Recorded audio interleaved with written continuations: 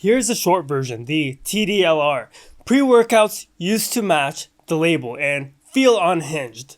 Now, most play it safe or play pretend, and the golden age feels behind us. A few exotics still slap, but they're rare and inconsistent and fading. If you want the real story, let's rewind a bit. I've been using pre-workouts since 2007, reviewing since 2013. I've owned more tubs than some stores. I've tested the angels, the demons, the ones that made my Apple Watch consider calling an ambulance. My mom in Jordan still thinks I just review protein bars. Hi, Mom. The golden age felt illegal in a legal bottle. You had Jacked, Craze, Dark Energy, half a scoop, and you were either hitting a lifetime PR or reorganizing your apartment at 3 a.m. It was chaotic, reckless, unforgettable. Then the hammer dropped. You got lawsuits, seizures, bans, ephedra gone, DMAA pulled, DMHA on thin ice. Brands learned the lesson, Stop poking the bear, and, the Wild West got gated.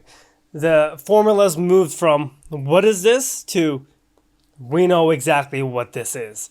And this is where my mom would call me. Nader, why are you spending rent money on powders? Just drink coffee. Mom, this isn't just coffee. But if you don't want to pay rent prices for pre-workouts either, use code FITFRIC. Links in the description, save your cash, and I'll keep doing the field tests so you don't have to. And the 2025 irony is brutal. Labels look harder, effects feel softer, tubs still whisper DMAA or DMHA, but the scoop hits like hotel coffee, underdosed, swapped, or just never there. Nostalgia on the label, disappointment in the bloodstream. The sameness is real. 6 grams citrulline, beta-alanine sprinkles, 300 milligrams caffeine, polite tyrosine, they call it a nootropic, change the flavor name, slap lightning on the bottle, and call it innovation. Reliable? Yeah. Memorable? Rarely. What we lost was invention. Back then, every tub had a personality. One made music sound holy, another turned you into a spreadsheet assassin. Another made you forget where you parked. Now, most of them feel like the same playlist on shuffle, and the echo chamber doesn't help. Back then, you had forearms and that one unhinged guy at the gym. Now, you got affiliate influencers with affiliate minimums, with partnership expectations. Everything's insane, everything's top tier, everything's the best ever. And if a reviewer is also launching a collab with the same brand, you're not really getting an honest review, you're getting marketing with a pulse. And since I'm already breaking the illusion, let me break one more for you. Most of you watching are not subscribed, it's something like 80% of you, 88. And that stat hurts worse than a dry scoop of beta-alanine. So if you want someone who calls mid when it's mid, and not every tub is a miracle, hit subscribe, it's free. It tells me to keep saying what the label won't. Let's talk ingredients disappearing. Aerogenesis is quietly sliding off labels. Rumored FDA pressure, even though it's basically just a premium form of pee. Exotic on paper, vanishing on practice. And then there's the batch variants. The legend, $120 UK tub that felt like a portal to another dimension until the next batch landed. Suddenly, it felt like weak tea with tingles. Same label, new experience, betrayed wallet, or the special sauce playbook.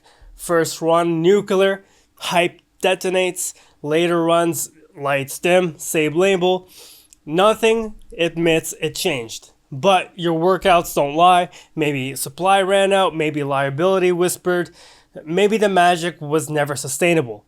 Others skip creativity altogether and just carpet bomb caffeine. 500, 600 milligrams caffeine with little else. Looks hardcore, but it's really a heart rate stimulator. Pumps, recovery, mood, forget it. If even DMHA is a dice roll, Two tubs list the same milligrams. One feels like a rocket, the other one feels like a yawn or a mid. Same number, different source, different QC, quality control, and prices. They crept while creativity dipped. $60 used to be the standard. Now we're staring at $79 for formulas that don't deserve it. Meanwhile, the best daily drivers, the ones that actually help you train, get ignored because they don't scream or they don't have special partnerships with affiliates. I don't know. But I'm not saying modern pre-workouts are trash. Some of them are the best tools we've ever had. Clean energy, pumps that actually work, better recovery, sleep that isn't wrecked, third-party tested, consistent across the lots. They don't feel mythical, but they actually help. But that's the trade.